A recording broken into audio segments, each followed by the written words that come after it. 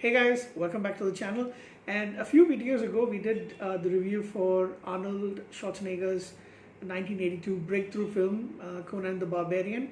And that was the one that actually set him on his path to international stardom. I think The Terminator probably was the one that made him Arnie as such. But, and that came out in 1984. At the same year, we also had the sequel to Conan the Barbarian, which was called Conan the Destroyer. Now, this is the one that I am more familiar with. In fact, for me, the movie that I actually associate Arnold Schwarzenegger mostly with is not Terminator 2, it's not Terminator, it's not any of the other ones, but it's actually Conan the Destroyer, because that's the one that I watched quite a lot on VHS when I was a kid. It came out in 1984. I think maybe a little later came on. It made its run on Kuwaiti television, and my dad and my sister, I don't think my sister was a big fan of it, but she did watch it quite a lot along with us, because that's back then, that's what we did. Everybody sat together in front of the television and watched the movie. So I was a big fan of the movie. My dad was a big fan of Arnold Schwarzenegger as well. So my dad and sister recorded it on our video recorder on a VHS tape, and I used to keep on watching it, like on the weekends. And after we came back to India, this is one of the movie with a lot of my cousins and uncles and aunt, and they all sat together during like a summer vacation, and we watched it. I must have seen this movie at least a minimum of, including this afternoon, I guess. Oh, actually not this afternoon. I watched this movie in two parts basically, but yeah. So including this time, I've lost count. Since now I hadn't watched it for a very long time, until 2000 and maybe 2015 or 2014, and then I got a cheap copy of it. Now I have a much better DVD, and then I can stream it as well. So yeah, but at least a minimum of 25 to not 25, at least a minimum of 35 times, I guess. I've watched this movie many times. So 1984 epic sword and sorcery film directed by Richard Fleischer, from based on a story like on the character Conan the Barbarian, created by Robert E. Howard. It is a sequel to Conan the Barbarian, which came out in 1982. Stars Arnold Schwarzenegger and Mako, who are reprising their roles as Conan and Akira the Wizard of the Mounts. You also have Grace Jones, and that was the first time I actually saw Grace Jones. And I was very surprised that such a character, and now she's considered to be very tame compared to a lot of other people. But back then, most people were very surprised with the fact that she was very violent for a lady, and kind of like slightly over the top. But again, it was for the 80s, it was over the top. I don't think we consider her to be anything over the top at the moment. So Grace Jones, Wilt Chamberlain, Tracy Walter, and Olivia D'Abo. I don't know how you pronounce her. And big mistake on Wikipedia, they're actually missing a huge actress, huge name in the definitely in the 70s and 80s, Sarah Douglas. Now, Sarah Douglas is one of those actresses who I've seen in a few things. Like she was in the Superman first two films, especially in the second one, as a villainess who's one of the cohorts of Zod. And I've seen her in V the miniseries. I think she's in the second part, the final battle, and I've seen her in a few things here and there. Had a little bit of a crush on her as well, even though she mostly plays a villainess. Of course, she's I think in her late 60s right now. But yeah, Sarah Douglas she's 69. She's almost 70 years old. But Sarah Douglas, as a younger Sarah Douglas, especially in this movie as the Queen, is very hot, by the way. As is Olivia D'Abo. She was very young, by the way, Olivia, and she was absolutely gorgeous and really beautiful. Wilt Chamberlain, who I now know is a former basketball player, and he played this huge, he's like 6-7 foot something, the guy character called Bombata. Grace Jones plays Zula. Tracy Walter plays Malik, who is a thief and the comedic relief of the film, and he's like the companion friend of Conan. Sarah Douglas plays Queen Taramis. Mako plays Akira, of course. Um, yeah. Uh, and Andre the Giant plays the Dagoth monster, but he is uncredited in the movies. It's only later found out that he was the one who played, the monster creature. So basically, Conan is asked by, not asked, he is tasked by Queen Taramis of Shadwizar.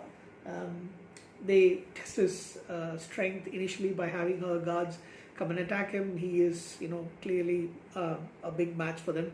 So she asks him to accompany her niece, who is destined to find the lost crown, lost horn, jeweled horn for the god, the sleeping god Dagoth.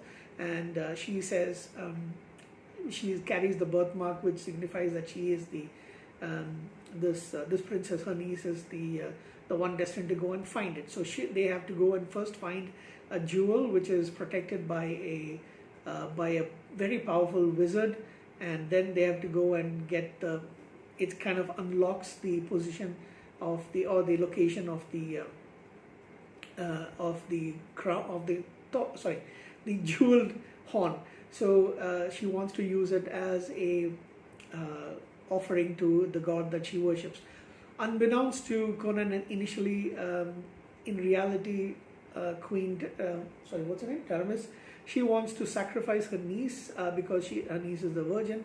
So legend has it that the girl with the mark will find the horn, place it on top of the sleeping god, and then awaken him, and then he will rule the earth, and whoever stands by his side will rule the earth along with them, and he will kill a lot of people and all that. So she's supposed to be sacrificed to him. So that's the plan. However, Conan will definitely stop them, so they have to go find, along with Bombata is the queen's guard. So he is the only one who knows the actual reason for getting this horn. So they go along. Grace Jones' character Zula is rescued by Conan because she was tied up by some villagers. So he gives her the upper hand. She is he unshackles her ropes, and then she is able to fend off the villagers. And she says, because you rescued me, I owe my life to you. I will go wherever you want to, and I offer my service to you. So they also go and get Mako, who is the wizard from the first movie, a friend of Conan. He's also about to be killed, or rather he's about to be killed by some villagers, some savages, who think that if they eat his flesh, they will become as powerful of a wizard as he is. It's magic in his blood. Of course, the character of Malak is he's often the butt of jokes. So they find in a wonderful fight scene with the powerful wizard who kidnaps the princess, and then there's one of the best scenes ever. Still is the fact that he becomes this monstrous kind of creature, and he battles he's a huge big guy, monster who's like more than a match for Conan, and they are fighting in this chamber full of mirrors, and Conan accidentally finds out that each time he strikes a mirror and breaks it, the monster is gets injured, so he breaks all the mirrors, and the monster dies, and then finally he kills the wizard, freeing the princess in the way. Then they get the jewel. The wizard is actually having or a warlock, I guess, and he has the jewel, which is like a huge diamond. That is the key to unlock. They go on their way. In the meantime, the princess is falling in love with Conan, by the way, but he has got his eyes only for his fallen lover, Valeria. Oh yeah, I forgot to mention that in return for him getting this, Taramis promises that he will get Valeria back using the powers of magic, and he kind of believes her, or maybe hope against hope. So that's why he decides initially to go along on the journey, but in the end he really just wants to protect the young princess, who is pretty naive in her way. They finally make it to this particular cave area. It's an ancient temple dedicated to Dagoth, and the horn is there inside this huge chamber, which is like the mouth uh, of a monster kind of thing. They're able to get the horn, but there's this group of what are they called? Um, the priest of the horn, and they say you can't have the horn and the girl. Leave them to us. We will take it over. But then they fight it off, and then with the help of Akira, fend off from the wizard and his men, and they finally are able to go. But Bombata betrays them, blocks their path so that he can go along with the princess back to the palace. They do come out, and they know that Conan knows that whatever he suspected earlier, that yes, it's a betrayal. They had no plans of rewarding them. They had no plans of getting him Valeria back, but he wants to go and rescue the princess. So they go. They manage to sneak their way to the palace. Conan and Bombata has a huge fight, and finally he kills off Bombata, and then he kills the priest who's able to sacrifice the princess. What's her name, by the way, in the movie? Princess Jenna. And they, unfortunately, the horn was already placed on Dagoth. So because the sacrifice didn't happen at the destined time, he awakens as this monster and starts killing people, including first killing Taramis, because she was the one who was awakening him. So he basically rams his horn into her, horny god.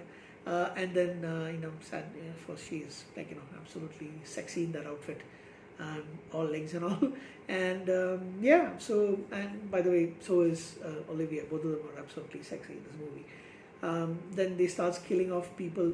Finally Conan is able to get the better of him, removes the horn out of his head, and then that weakens the Dagoth monster much more, and finally he's able to kill it off. As a reward, now, being the successor to the throne, Queen Jenna becomes the new queen, and she rewards the people who rescued her, brought her back to the palace safely, and saved her from her wicked aunt and Bombata. She gives Zula the role of being the chief of her guards, and remember the dialogue very well when she says, "No reason why a woman can't do the job," and she makes Akira her her Grand Wizard or Queen's advisor, and Malak the court jester, of course. And she asks Conan to become her king and become the king, marry her, and rule the land. But he says, "I will have my own kingdom and I will have my own queen." So he's the only one who leaves. He encourages the others to stay behind. He leaves on his own.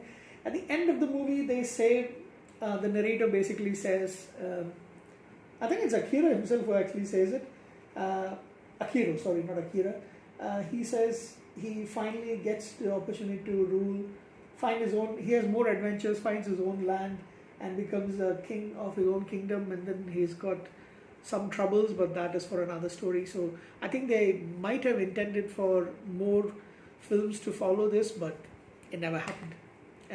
So that's the story, and my thoughts on this particular movie. Fantastic film. I don't think it did as well as. It was made on a budget of 18 million. At the box office, it made roughly $31 million, but so it wasn't as big a success. However, I think it does have a cult following. I actually enjoyed this one a lot more than the first one because this has got more action. It's a lot more fun. Got interesting side characters as well. The villains are also more interesting. So I kind of enjoy this a lot. But yeah, it's a fun film to watch. It's something nostalgic every time I watch it. I'm back to being an 8 or 9-year-old kid whenever I first watched this film. So, eating sandwiches in front of the TV when I was a kid. That is what I remember this movie was for, being young and in awe of the sword and sorcery and the muscles of Ani. Anyway, what would I rate this film? If it wasn't for the nostalgic factor, I might give this movie just a 7.5 out of 10. But, in other terms, I would probably give it a 9 out of 10 because it's a lot of fun for me to watch. And I can watch this movie any time of the day, any day of the year, multiple times, and I still will watch this movie a lot more. So yeah, 7.5 is a decent rating, but I would say nostalgia factor probably raises it to a 9. Thanks guys, 15 minutes is very long. Thank you guys, have a good night.